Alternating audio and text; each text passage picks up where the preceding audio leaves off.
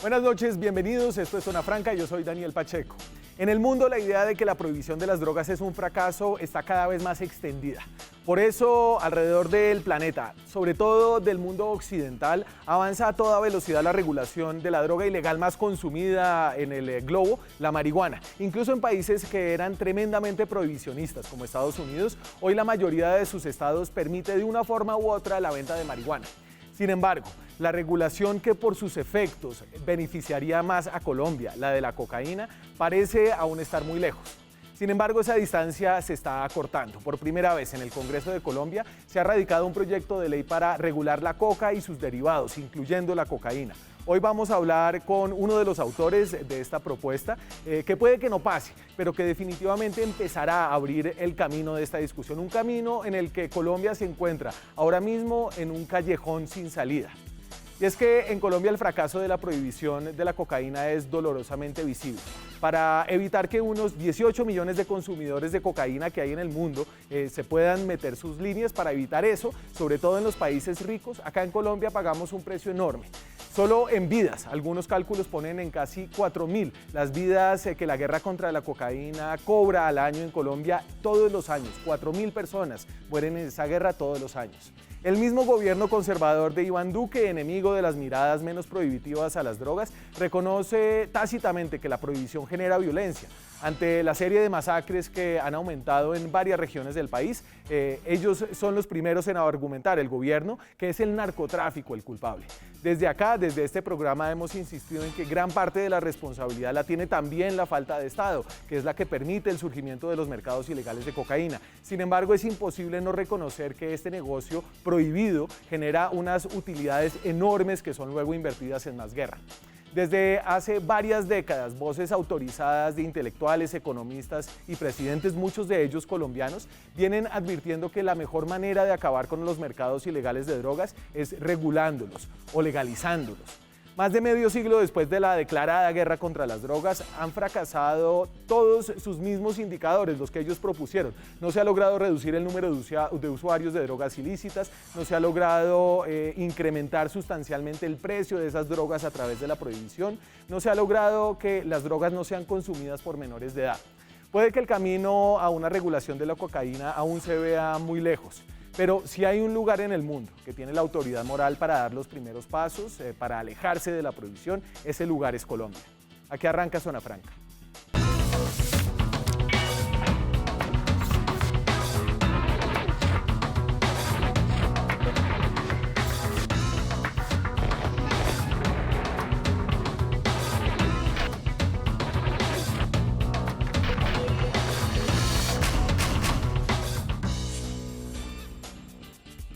Esta noche en Zona Franca tocamos el tema de este proyecto de ley, el primero de su clase en que yo tenga memoria. Uno de los ponentes de este proyecto es el senador del Partido Verde, Iván Marulanda. Iván Marulanda representa al movimiento político de Sergio Fajardo, Compromiso Ciudadano, dentro de esa gran alianza que es el Partido Verde. Buenas noches, senador, ¿cómo está? Buenas noches, un gusto estar aquí con ustedes en Zona Franca y con su audiencia. Estoy a sus órdenes. Senador, me imagino que ustedes hicieron una revisión de lo que se había propuesto antes, pero ¿es esta la primera vez en la historia del país que se propone un proyecto para regular abiertamente el mercado ilícito de la coca y sus derivados? Que yo tenga noticias, sí, que sea una propuesta en un proyecto de ley ya consolidado con todos los detalles y su exposición de motivos es la primera noticia que tengo de una experiencia parecida, claro que sí. A ver, yo entiendo que las posibilidades de que esto avance son difíciles, digamos, no diría remotas, pero sí le quería preguntar al arranque. Usted empieza con este proyecto que formula con el también senador Feliciano Valencia, del partido Maíz, pero tienen además las firmas de otros 20 y pico congresistas, entiendo yo, de varios partidos, no solamente de partidos de la oposición. Así es, somos 22 congresistas aproximadamente, fundamentalmente senadores y de distintos partidos, yo diría que unos 7, 8 partidos políticos. A ver, sí, es un proceso Usted lo ha dicho muy bien, Daniel, es un recorrido que empieza el país y que está dirigido más que todo a la conciencia ciudadana, que es al fin de cuentas la que toma las decisiones sobre el destino de esta nación. Tarde que temprano se expresa la ciudadanía en las urnas y pregunta en esos procesos electorales qué piensan los políticos que quieren ser senadores o representantes a la Cámara o presidentes de la República, qué piensan de los temas.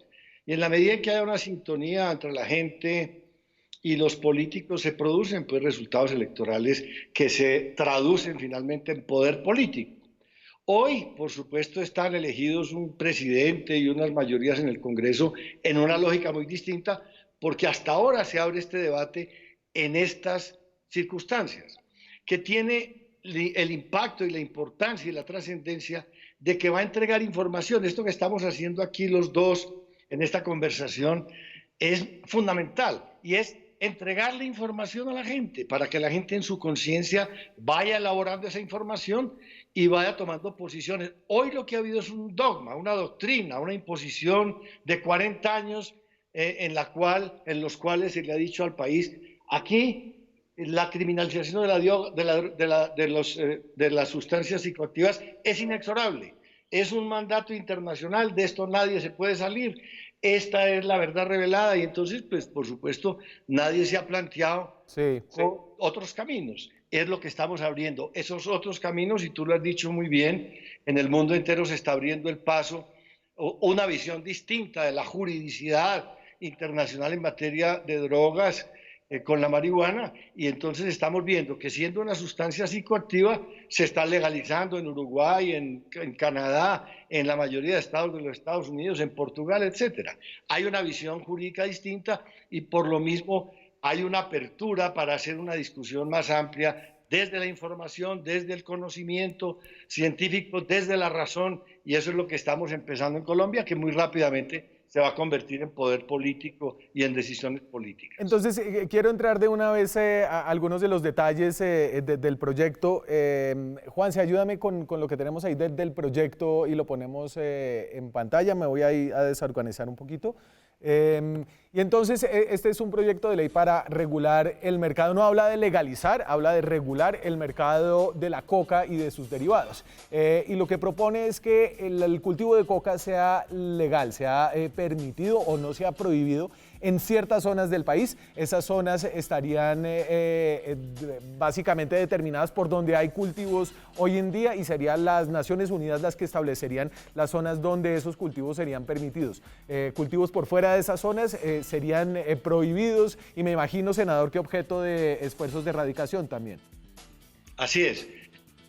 Naciones Unidas hizo una georreferenciación de los cultivos de hoja de coca, ese es el término muy importante porque además las comunidades indígenas con razón cuidan mucho la pureza en esa definición porque es una planta histórica, tradicional, milenaria de su cultura y de sus rituales y de sus costumbres.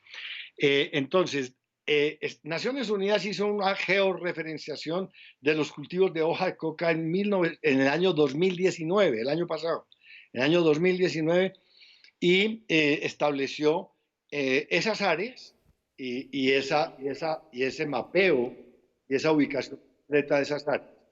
Es allí donde se va a considerar legal la producción de hoja de coca y esos campesinos que están establecidos ahí van a ser campesinos que dentro de la legalidad le van a vender sus cosechas al Estado, que va a ser el mercado monopólico, no solamente de compra, sino de procesamiento de esa hoja de coca en lo que tiene que ver con la producción de cocaína. Va a haber otro mercado que por lo pronto es pequeño, de bienes que no tienen limitaciones sanitarias, que son productos alimenticios, productos, harinas, tortas, té de coca y productos de uso medicinal, cosméticos, que son industrias artesanales básicas y ancestrales de las comunidades indígenas. Para esas industrias va a haber una materia prima que les suministra el Estado para que puedan desarrollarse. De resto, va a producir el Estado la cocaína que consume los consumidores colombianos. Y espérese, Que son 260.000 personas más o menos. un segundito, senador, y le pregunto, porque el Estado entonces entrará a estos territorios como un comprador más dentro de un mercado que ya, como sabe usted, es muy movido y genera mucha violencia, ¿cierto? Si el Estado no tiene hoy monopolio del uso de la fuerza en esos territorios, por lo cual en principio están esos cultivos de coca, será muy difícil exigirles a esos campesinos que el monopolio del mercado esté solamente en manos del Estado. Entonces, lo que me imagino que sucedería es que el Estado se vuelve un actor más, un comprador más de coca dentro de esos territorios, con una repercusión sobre el precio y sobre la economía ilegal de ese territorio. Sí, pero con una ventaja, Daniel, y es el Estado va a comprar al precio del mercado la hoja de coca. Pero además le va a garantizar a esos campesinos, que son cerca de 200.000 familias, les va a garantizar la estabilidad en su vida campesina y en su instalación como campesinos productores. Va a llevar salud pública, va a llevar educación pública, va a llevar electrificación, créditos de fomento, va a llevar inversiones en vías terciarias, pero además va a llevar seguridad y les va a comprar la hoja de coca al precio del mercado. O sea, va a cambiar el monopolio de la fuerza, que no lo va a perder, sino que le va a agregar el monopolio del comercio, repito, a precios de mercado. Sí. Ahora hay una cosa importante. ¿De cuánto dispone el gobierno colombiano y el Estado colombiano para entrar en esa competencia y en ese mercado?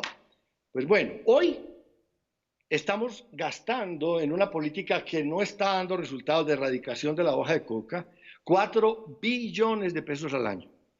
Si se le agrega el glifosato como un medio de erradicación, ese costo crece exponencialmente, pasa de 4 billones al año a 8.8 billones de pesos al año, que son las cifras récord que ha suministrado la propia Presidencia de la República, y ahora le doy ese dato. Entonces, estamos hablando, hoy cuesta 4 billones de pesos la erradicación, que no da resultado. Ahí están las mismas áreas o más áreas año por año. Pero ¿cuánto cuesta comprar la hoja de coca a precios del mercado? 2.6 billones. O sea, hay un margen en el cual el Estado puede moverse en la puja por el precio para comprar esa hoja de coca en condiciones más beneficiosas que las que ofrecen las organizaciones criminales, porque además de que las organizaciones criminales están en un mercado, estarían en una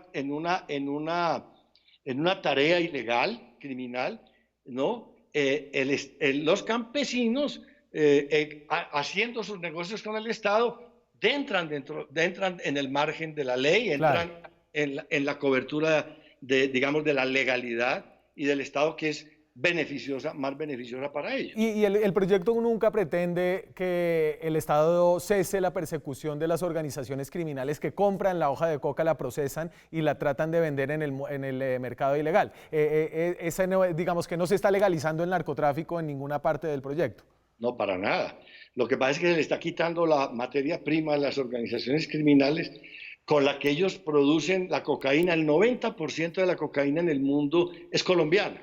Ellos tienen el negocio más lucrativo imaginable, que parte de un inventario de hoja de coca que está en manos de ellos totalmente. Al quitarles la materia prima, pues por supuesto ellos pierden también su capacidad de acción en los mercados de cocaína ya elaborada. Sí. Entonces se trata de quitarles el negocio y por supuesto perseguirlos en la medida en que intenten continuar en sus actividades ilegales, pero ya teniendo a los campesinos del lado del Estado, porque se integran a la legalidad y además se integran a la legalidad en la tranquilidad de que el Estado les va a comprar su hoja de coca para que puedan establecerse normalmente. Entonces, déjeme, sigamos avanzando con lo que sucedería más del lado del consumo, la regulación del consumo para las personas que lo hacen de manera recreativa y quienes tienen problemas en el uso de derivados de la cocaína. Creo que eso es clave. Dame otra vez los puntos del proyecto, por favor. Entonces, después de que el Estado compra las cosechas de coca, la transforma el Estado con un monopolio en sus derivados. Estos derivados pueden ser psicoactivos como la cocaína o pueden ser cosméticos. Y solamente le puede comprar la coca a campesinos o indígenas. No le puede comprar la coca a quien tenga un cultivo industrial y tenga, digamos que sea un narcotraficante. La hoja de coca. Se mantendrán los usos tradicionales en las comunidades indígenas. La presencia del senador Valencia es importante ahí. Y después entra en el tema del consumo. Los usuarios en Colombia se categorizarían según su uso. Básicamente los consumidores recreativos, quienes lo usan esporádicamente en fiestas, y quienes son usuarios problemáticos. Estos usuarios entrarían en una gran base de datos anonimizada. Los usuarios recreativos pueden empezar a comprar la cocaína en farmacias autorizadas, y los usuarios problemáticos, y aquí me imagino sobre todo a las personas que tienen dependencia de derivados fumables de la hoja de coca, como son el bazuco, tendrían una provisión por parte de las secretarías de salud municipales. Básicamente ese es el esquema, ¿cierto, Iván?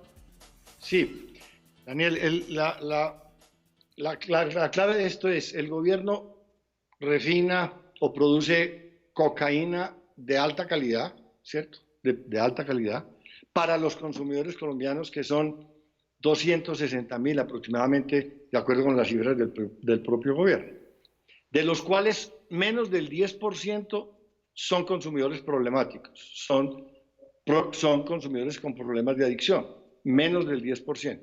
Los demás son consumidores a manera recreativa, y por supuesto que no están siendo afectados por ese consumo. De todas maneras, todos, como bien ha explicado, están recibidos por el cuerpo médico. Al cuerpo médico le hace, como en cualquier caso, a cualquier persona que vaya donde un médico, una historia clínica, mira digamos, la capacidad que tiene ese individuo de consumir esa dosis personal que está regulada, que está aprobada por la Corte Constitucional, aprobada por la Constitución colombiana, aprobada en el marco de la Carta Universal de los Derechos Humanos como un derecho a la libertad, al libre desarrollo de la personalidad, pero además en el ejercicio de una política de salud pública, en respeto también al derecho a la salud.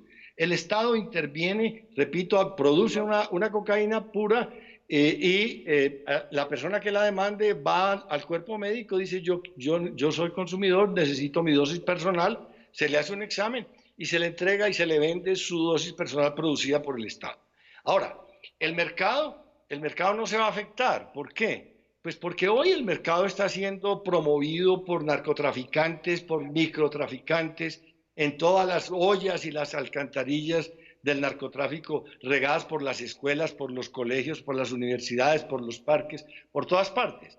En cambio, teniendo el Estado el monopolio de la producción de cocaína, pues se lo va a entregar solamente a las personas que vayan a registrarse y se sometan a un control médico. Y no hay riesgos de que esa cocaína se salga del control del Estado para ir, repito, a las escuelas y a buscar mercado indiscriminadamente. Al mismo tiempo, se va a entregar una cocaína de primera calidad que garantiza que no es dañina para la salud como las que se están vendiendo en esos mercados espurios, en la medida en que esos mercados espurios las rinden y las contaminan con otro tipo de productos para hacer más utilidades en sus negocios. Esto sería una cocaína pura a personas habilitadas en materia de edad, por supuesto, mayores de edad, y que tengan condiciones psíquicas y físicas para asumir por su propia libertad el derecho que tienen a ser consumidores personales de una dosis que está autorizada, repito, por la Constitución y por la Corte Constitucional.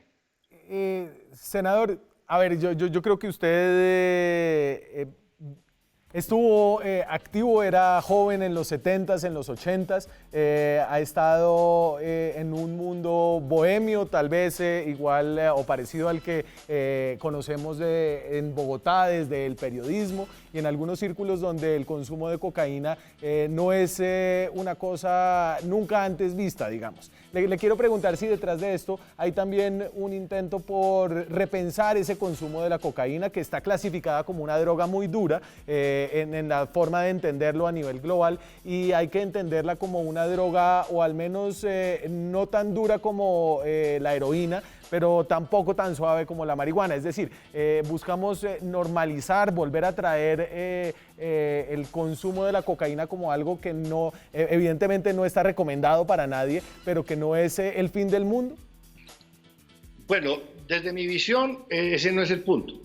Aunque, por supuesto, en todas mis lecturas se ha puesto en evidencia el hecho de que inclusive hay otros tipos de consumos que son más dañinos que la propia cocaína, si se trata de cocaína pura, que se consiguen abiertamente, inclusive productos farmacéuticos o el propio alcohol, etcétera. Pero no, ese no es el punto.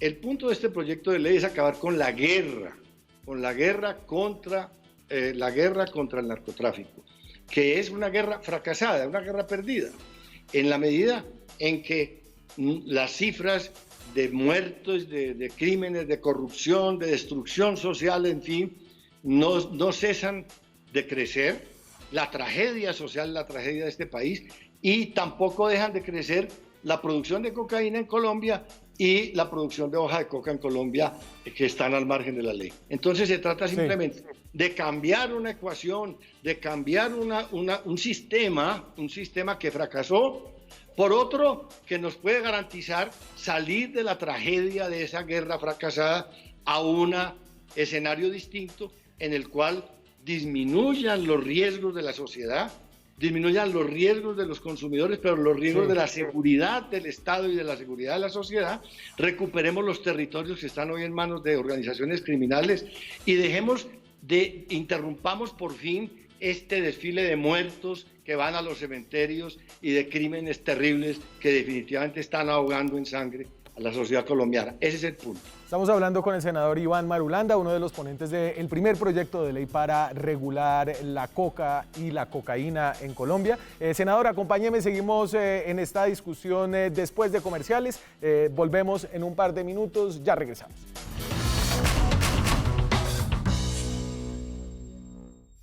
Seguimos en Zona Franca, esta noche francamente cocaína. Hablamos del primer proyecto de ley que se radica en el Senado de Colombia. Tiene más de 20 firmas para regular el mercado de la coca y sus derivados, incluyendo la cocaína. El proyecto del proyecto es ponente el senador Iván Marulanda del Partido Verde y seguramente encontrará voces de oposición en el Congreso de la República. Una de esas voces será seguramente la del senador John Milton Rodríguez del Movimiento Colombia Justa Libre, parte de la coalición del gobierno.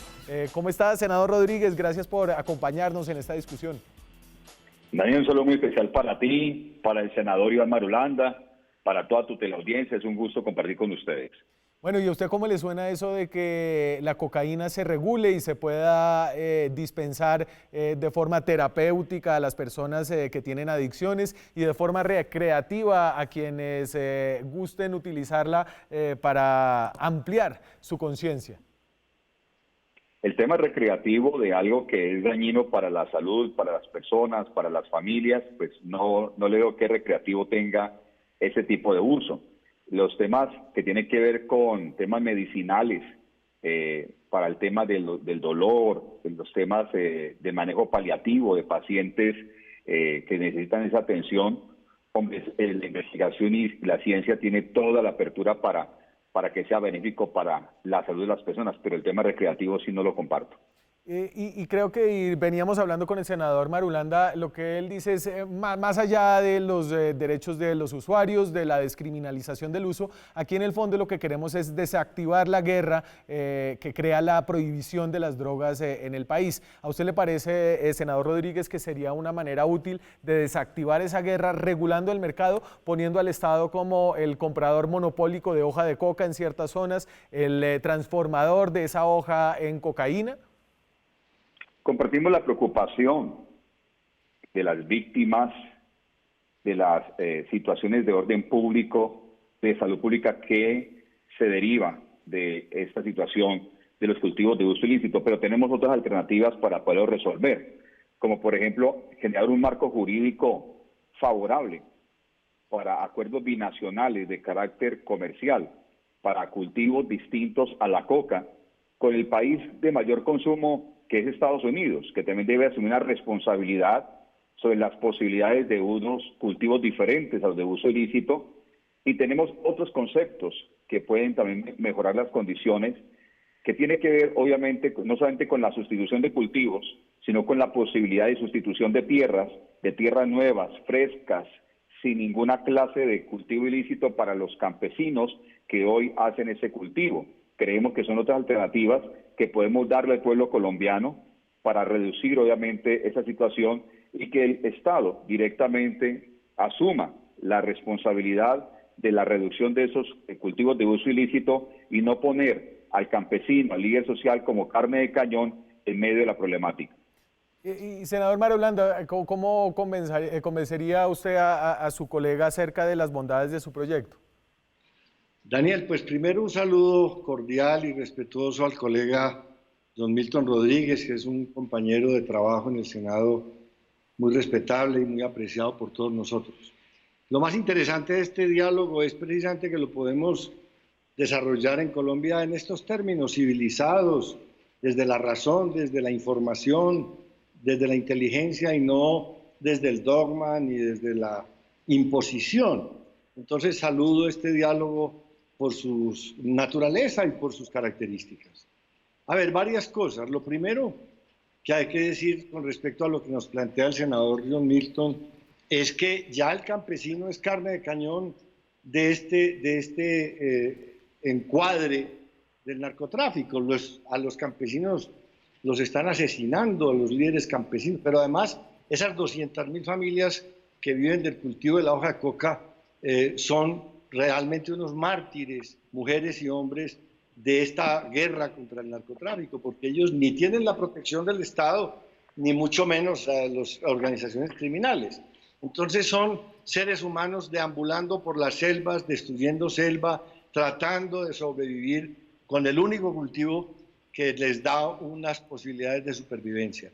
Ahora, la posibilidad de que se abran unos mercados para productos sustitutivos es una posibilidad muy remota por varias razones, pero la más importante de todas, la pongo de primero, es la imposibilidad de adecuar esos territorios. Estamos hablando de cerca de 200.000 hectáreas, adecuarlas a una producción y a una productividad de otro tipo de bienes agropecuarios en unos lugares donde no hay vías terciarias, donde no hay riegos y avenamientos, donde no hay tecnología, donde no hay capacidad tecnológica por parte de esos campesinos para ser productivos, repito, en ese entorno hostil y de atraso en el que ellos están. Ellos son productivos en la hoja de coca porque allá van las organizaciones criminales a comprárselas y ya es un cultivo que saben manejar, para el cual tienen semillas, para el cual tienen una tecnología y lo venden. Pero si los pone a producir otra cosa, tendría usted que hacer un desarrollo de infraestructura que quién sabe cuántas décadas tomaría y mientras tanto la tragedia continuaría en el campo. Esa es una opción que no es viable. En la medida en que vayan, primero que todo, se naturalice la producción de la hoja de coca y estos campesinos entren en la legalidad a venderle su cosecha de hoja de coca al Estado y el Estado pueda invertir poco a poco en esos territorios, a la larga se va a poder producir esa transformación hacia otro tipo de producciones y de otro tipo de ofertas de bienes de la ruralidad, pero por lo pronto Sí. lo único que hay que hacer es comprarles lo que producen, que es hoja de coca, y no es posible para ellos producir otra cosa. Y es que, senador Rodríguez, entiendo que la propuesta del senador Marulanda parte del hecho de que hay que hacer algo ya, hay que hacer algo distinto, porque llevábamos 30, 40 años haciendo básicamente lo mismo y fracasando continuamente con esta misma mirada. ¿Usted comparte esta idea de que la lucha actual contra las drogas es una lucha a través de la prohibición, a través de la erradicación, a través de la fumigación, como quiere el gobierno, una lucha que ha fracasado? Lo que pasa es que la lucha debe ser integral. Como le digo, yo creo que todos compartimos la misma preocupación, pero tenemos unas miradas diferentes a la solución. Y esa lucha integral debe incluir no solamente la posibilidad de la sustitución de cultivos, sino la sustitución de tierra, de terrenos. O sea, el Estado tiene que ser mucho más agresivo en la solución, donde los campesinos que están en esas 200.000 hectáreas, para colocarlo en términos absolutos, reciban otras 200.000 hectáreas para hacer su actividad agrícola. Sumado a eso, al marco jurídico generoso de acuerdos binacionales para que esos cultivos en esas 200.000 hectáreas nuevas tengamos rápidamente la retribución de fijar unas condiciones óptimas de exigencias fitosanitarias, de precio y de cantidad en el tiempo. Esa es una medida estructural de fondo que resuelve este problema. Pero además de eso, tenemos que analizar lo siguiente. Mire usted el tema del debate del glifosato frente al tema del daño que hace en los cultivos de coca. Eso es importante tenerlo en cuenta. Para nosotros, para tener una posibilidad de sembrar una hectárea de coca, tiene que dañarse 1.5 hectáreas de bosque para poder generar la posibilidad de sembrar la coca. Esos daños, inclusive, como bien lo dice el senador Marulanda, los terrenos quedan completamente vulnerados, dañados, muy difícil de recuperar. Entonces lo que tenemos es la posibilidad de que el Estado tome las 200.000 hectáreas de manera obviamente discrecional, acorde al tema ambiental, se pueda atender el tema con glifosato, manejando el equilibrio ambiental y poder de esa manera erradicar parte del problema de los cultivos de uso ilícito. Entonces, tenemos que enfrentarlo de manera integral. La parte educativa, qué importante es que nuestra juventud, nuestra niñez, sepan las consecuencias del mal llamado uso recreativo de la droga, cómo deteriora, daña la salud de las personas, destruye su juventud y destruye su futuro. Sí. Por eso hablo de una lucha integral, donde está la educación, una reforma obviamente en la tenencia de la tierra y unos necesarios acuerdos binacionales con un marco jurídico favorable para los campesinos y los nuevos cultivos de uso ilícito, en este caso, de nuevos productos para ellos. Este es un anticipo de lo que será, ojalá, un debate amplio, un debate en donde participen los distintos sectores. Senador Marulanda, creo que eso es el punto de este proyecto, abrir este debate y ojalá que sea cada vez más sonoro, sobre todo en el aspecto de que hay que hacer algo distinto para cambiar las cosas como están. Les quiero agradecer a ambos por estar aquí esta noche. Gracias a la invitación, un gusto, Daniel, y qué bueno que este debate se esté llevando a cabo en los medios de comunicación y particularmente en este programa de Red Más Noticias que tiene tanta audiencia en Colombia. No, muchas gracias por la invitación. Si su propuesta era difícil de hacer, la del senador John Milton Rodríguez está todavía más complicada. Pero bueno, creo que esa visión integral ojalá usted la puede llevar al gobierno. Además muy costosa, Daniel, fíjese usted, el glifosato, las estadísticas que nos dio la propia Presidencia de la República nos dicen que entre el año 2010 y el año 2015 se hizo erradicación de cultivos con glifosato y costó 8.8 billones de pesos al año. Y las áreas no disminuyeron, sino que aumentaron. Sí, señor. 88 billones de pesos en 10 años equivale al presupuesto del Ministerio de Agricultura de 55 años. Eso no es viable. No es viable seguir fumigando y seguir erradicando por cuenta del Estado con glifosato porque ni se erradica ni hay con qué. Nos cuesta 8.8 billones de pesos por hectárea. Por año. Por año. Cuesta 72 millones de pesos por hectárea. Se necesitan 35 hectáreas para erradicar una con glifosato. y además el daño ambiental es brutal y el daño sobre la salud de las personas también no es viable, simplemente no es viable y es un inconveniente. Ahora, sobre el consumo perjudicial de la cocaína, Daniel y senador, usted lo ha dicho. Bueno, yo tengo que reconocer eso, pero la humanidad toda la vida ha utilizado consumos de sustancias psicoactivas, eso no lo va a acabar la humanidad nunca, y es tan dañino la cocaína como el alcohol, y el alcohol está hoy de libre mercado en Colombia y en el mundo. O sea, estamos... Sí, déjeme ahí algo para cerrar aquí, John Milton, que se me acaba el tiempo, pero quería saber ahí usted qué estaba pensando. Es muy sencillo, Daniel. Yo pienso que el Estado no está para legalizar los delitos. O sea, sería algo terrible que el Estado de Derecho simplemente sucumba ante el delito, ante lo ilícito. No.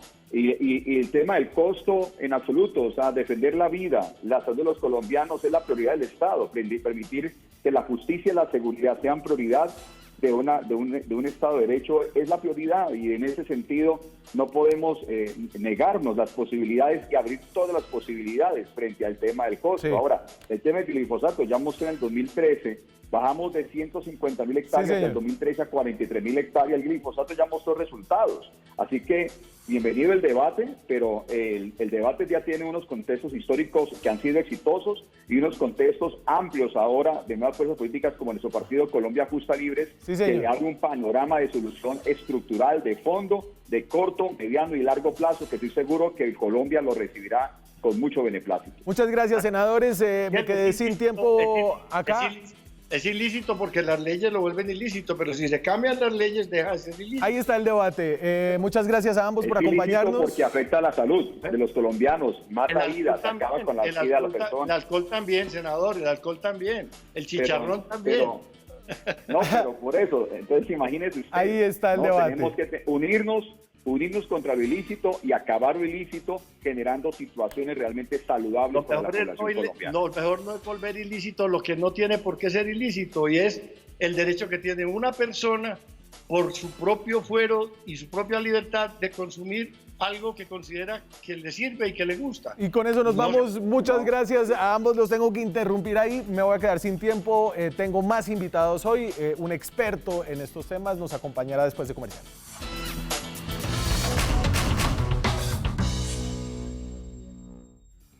Seguimos en Zona Franca, hablamos del primer proyecto en la historia de este país que busca abiertamente un mercado regulado para la cocaína, que busca detener la violencia que genera el narcotráfico a través de la regulación.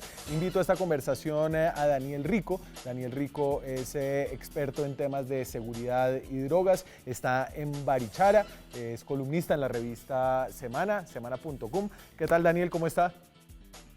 Hola Daniel, un gusto estar aquí nuevamente en Zona Franca. Un saludo para ti y para toda nuestra amplia audiencia en Zona Franca. ¿Cómo es que se llama su empresa? Análisis Criminología Aplicada.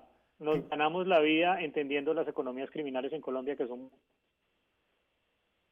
A ver, y creo que específicamente eso, entender cómo este proyecto tiene un impacto en la criminalidad que está asociada al mercado del narcotráfico en Colombia, que es básicamente el mercado de la cocaína. Quería preguntarle, y lo tengo ahí ya, le quería preguntarle, ¿cómo siente usted que podría afectar el mercado criminal este proyecto si llegara a ser realidad?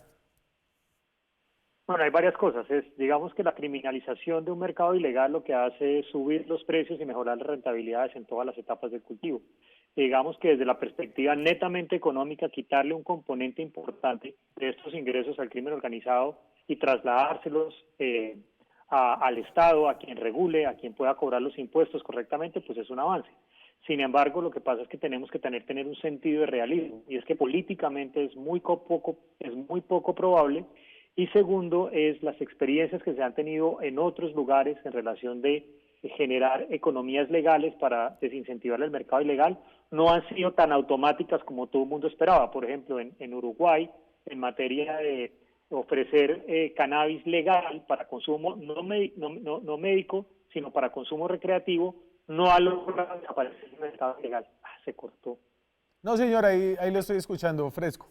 Lo estoy escuchando a través del teléfono. Entonces, y eso es clave, digamos, experiencias como la de Uruguay, experiencias como la de México, con la legalización de la marihuana en cada vez más estados de Estados Unidos. Se decía que esa legalización iba a cortar, y fue uno de los argumentos recurrentes, iba a cortar los mercados ilícitos que propiciaban la guerra en México, por ejemplo. No han tenido los resultados esperados. ¿Y qué lecciones hay ahí?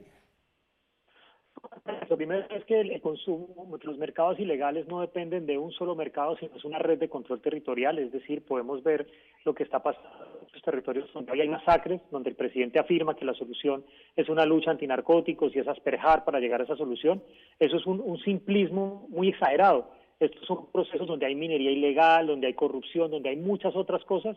Entonces no existe una solución mágica para esto. Sí. Marica, ¿qué pasa? Que yo no me estoy viendo. ¿Ustedes me ven? No lo estamos viendo. Vamos a hacer un pequeño corte. Estamos hablando con Daniel Rico, es el fundador de C-Análisis, Criminología Aplicada, acerca de este proyecto para regular el mercado de cocaína en Colombia. Ya volvemos.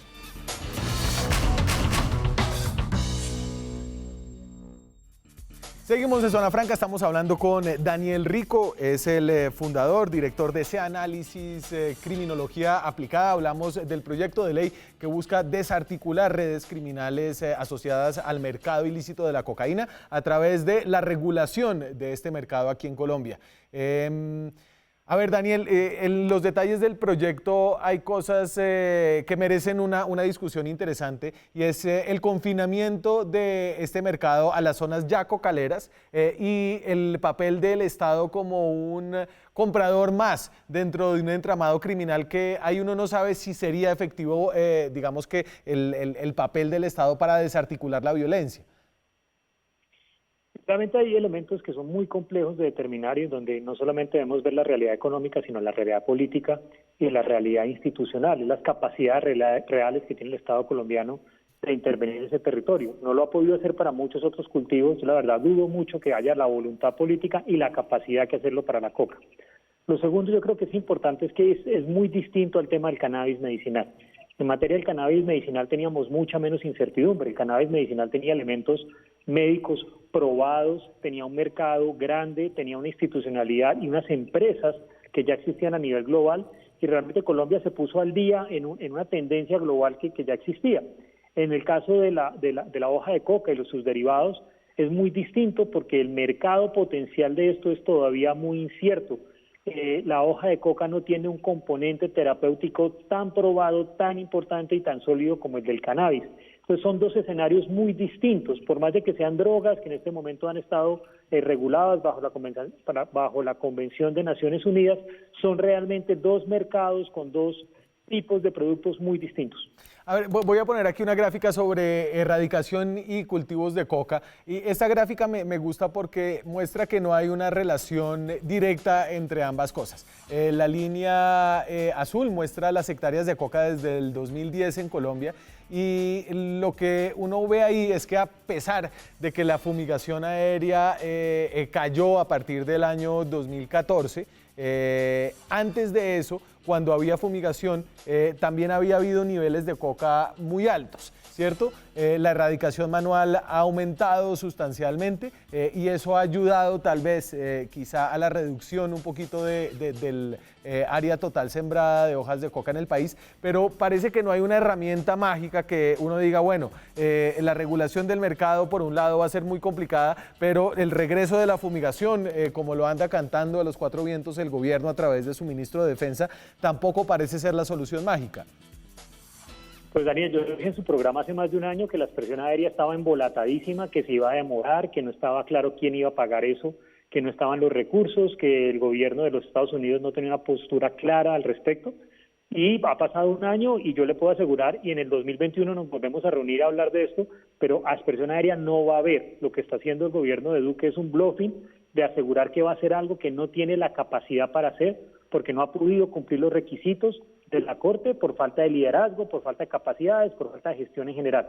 Lo segundo es, imaginándome su gráfica, cómo está, realmente eso tiene mucho sentido cuando uno lo pasa del nivel nacional al nivel regional. Ahí sí empieza a encontrar como más sentido esas fluctuaciones. A mí me gusta mucho la serie estadística de los precios de la base y la hoja de coca para entender el equilibrio de ese mercado. Sí. Con el profesor Gallego en la Universidad del Rosario hace unos años hicimos un estudio para medir por qué un mercado reacciona por las cantidades o por los precios. Y en ese estudio lo que hicimos fue mirar qué pasa con los precios, qué pasa cuando se asperja, cuando se radica, cuando se hacen esas operaciones, qué pasa con los precios. ¿Hay una carestía, aumentan los precios o cómo se compensa? Y lo que encontramos en nuestras gráficas es una línea recta donde la elasticidad, aspersión, erradicación versus precios no cambia. Es decir, si se asperja mucho, si se radica mucho, al final da lo mismo, porque en el mercado los precios de la hoja de coca seguían idénticos, no cambiaron para el periodo que nosotros estudiamos.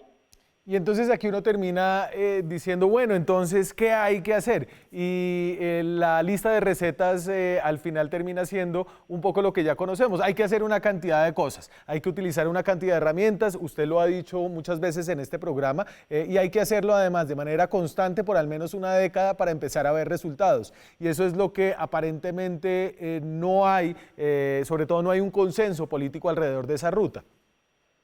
Pero no es tanto 10 años. Yo creo que los proyectos, cuando se hacen bien y se estructuran, si tienen suficiente liderazgo y presupuesto, dan resultados en mucho menos tiempo, en un par de años. El caso de la Macarena, por ejemplo, se logró que en el corazón de las FARC, donde las FARC eran más poderosos económica, financieramente, y donde era en ese momento el Tumaco de la época, que era la región de la Macarena, se lograron en 2 años una reducción del 92%, porque había una estrategia coherente e integral sobre eso, donde estaban sentados los militares, los policías, el componente de acción judicial, etcétera, y estaban todos los actores sobre la mesa y tomaban decisiones. Pero eso no está ocurriendo en este gobierno y pueden pasar 20 años así y no se va a transformar nada. Lo más importante es, necesitamos una estrategia coherente de política de drogas. ¿Y coherente qué es?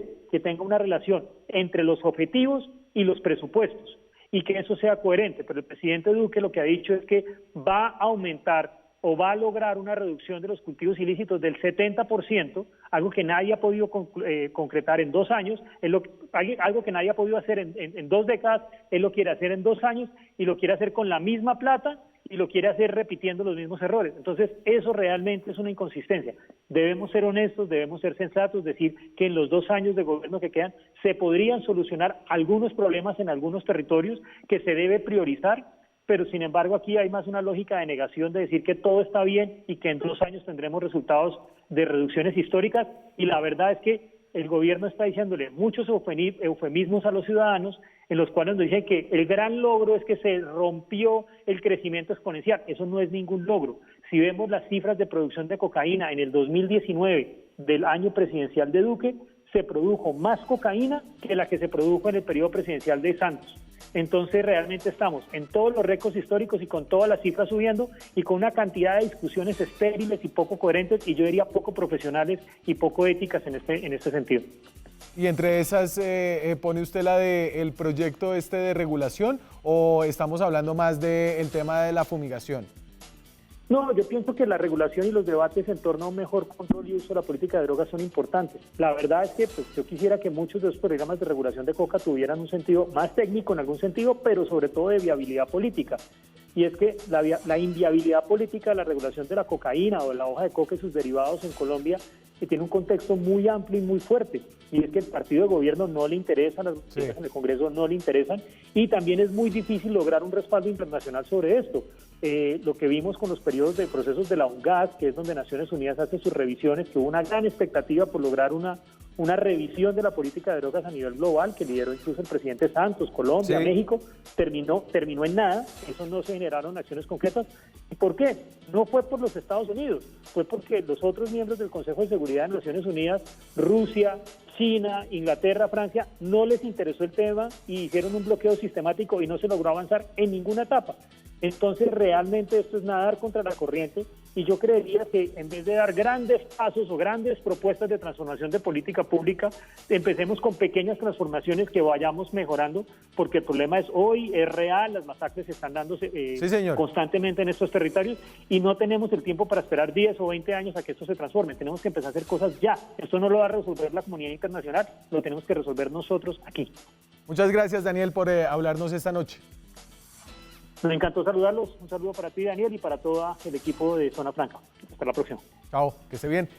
Nosotros se nos acabó el tiempo. Muchas gracias por acompañarnos hoy, arranque de semana. Nos vemos mañana con más periodismo, más debate, más opinión. Chao.